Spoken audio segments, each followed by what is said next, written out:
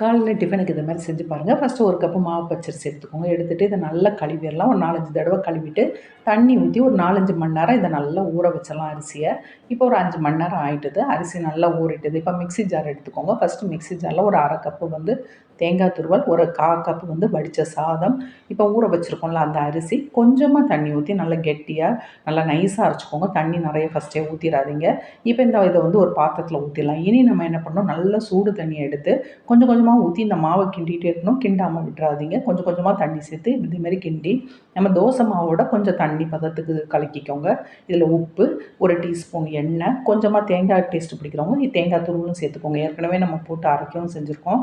மாவை நல்லா கலக்கி விட்டுட்டு உடனே சுட ஆரம்பிச்சிடலாம்.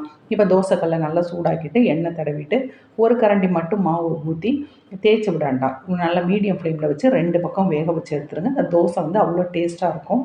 ட்ரை பண்ணி பாருங்கள்.